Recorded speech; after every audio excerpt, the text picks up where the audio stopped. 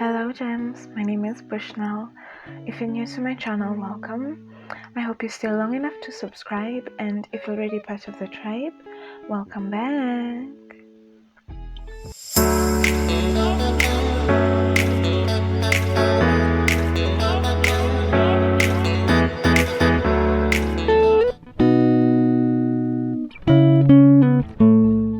Hello ladies. Today we are talking about Michal, and she is the first lady we are talking about in my new series, Biblical Womanhood. And we're not going to discuss fully about Michal because she has a lot going on. We're going to focus on a portion of scripture, 2 Samuel 6:16 to 23. A little background on Michal before we dive into what I wanted us to focus on today is Michal is the daughter of King Saul. And King Saul gives her hand in marriage to David. But when Michal finds out that King Saul wants to kill David, she helps David run away. And when David is in hiding, during that period, King Saul gives Michal to another man for marriage.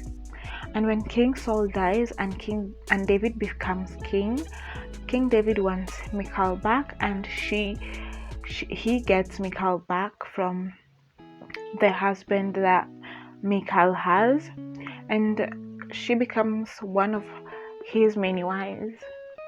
And that's just a little background on Michal, but I urge you to read more on the book of Samuel, both 1st and 2nd Samuel, and you will see more about Michal and the relationship she had with King David and her father King Saul. So what do we learn from Michal based on the portion of scripture that I shared with you? The first point is entrust your hurting heart to Christ. We see that Michal has gone through a lot, not only that she is being given to different men for her hand in marriage, but also her father commits suicide, her brother is killed. We know that she had another sibling who was handicapped, and she's also no longer royalty. And all those things, all those changes make her hurt. All those things that happened in her life that she really didn't ever think would happen in her life happens, and she's hurting. And we see there's so many consequences of her not giving her hurting heart to God, especially in this portion of scripture that I share with you. So I'm encouraging you today to give your hurting heart to Christ. Whenever somebody hurts you, whenever you're feeling emotional, tell God how you feel. God is close to the brokenhearted, and that's in Psalms, I believe. And also the book of Psalms has over 50 Psalms that you can use as your prayer guide, because King David was so real with God. He said, God, I'm hurt. God, I'm scared. God, I'm confused. So there are many Psalms that you can use as a prayer guide that can help you when you're hurting. The second point is bitterness corrupts how you see others. When King David came back from bringing the ark, instead of Michal being joyful that her husband is back home, safe and sound, the man she is supposed to love, she has hatred in her heart for this man. And that's what bitterness does.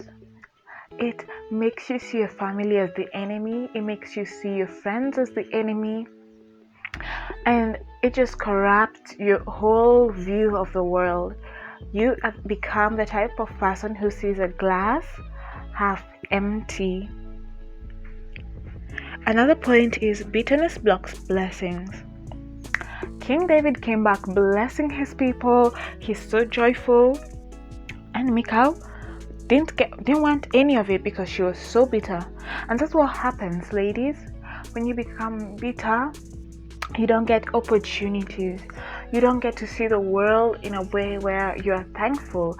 You don't get to have an open heart, and blessings pass you by because of the bitterness. It makes you build a wall towards good things. You're no longer attractive to, you become a wild, just repulsive really towards blessings.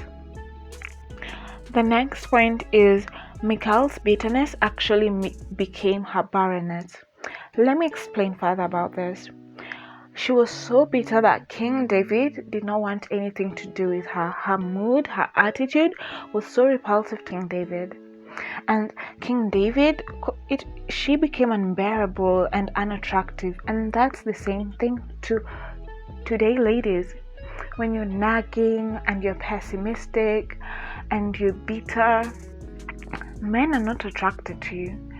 Even ladies are not attracted to you. You will not have friends. You will not be you'll not be having peace at work. You'll not be having peace at home.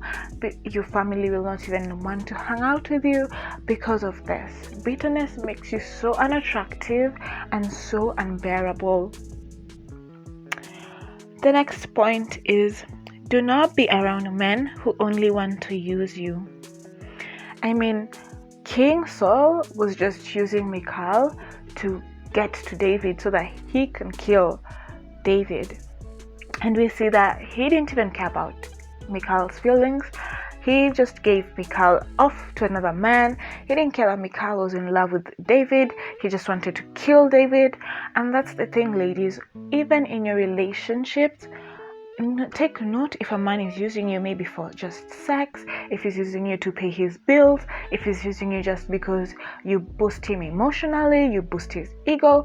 Take note and stay away from such men because they drain you and they're going to leave you hurted and bitter.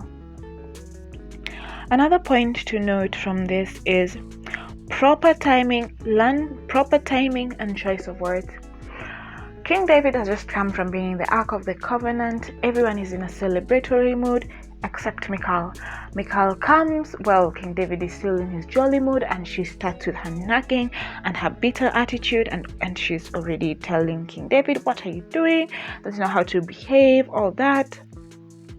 I believe she could have done it at a proper timing, probably waited for when King David is alone after the celebrations are over and called him and said, this, I did not, babe, I did not like this and this and that, and I think he could have done it better.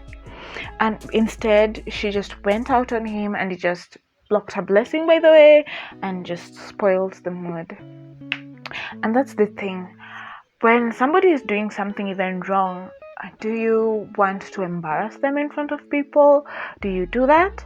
No. What you're supposed to do is call them after the function is over or whatever is going on is over, and just tell them what they did, but in a loving manner.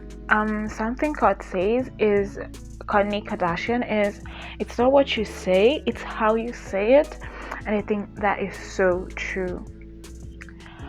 The last point is, we control how we allow the events that happen in our life to shape us. We all have a past. We all do. But it's how we react to this that affects our lives. Not everyone has had a smooth life, but you choose whether you're going to allow it to affect you negatively or positively. Learn from your failures and your mistakes, and don't let them shape you. Don't let them be your identity. You're more than your mistakes. You're more than your failures, and you need to believe that.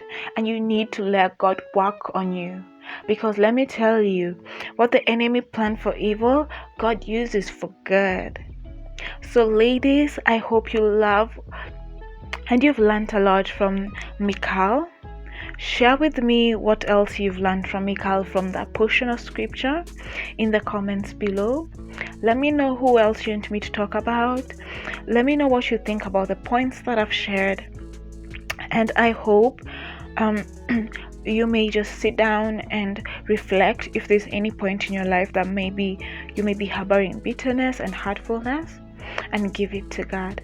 Thank you for watching. Love you. Have a beautiful day.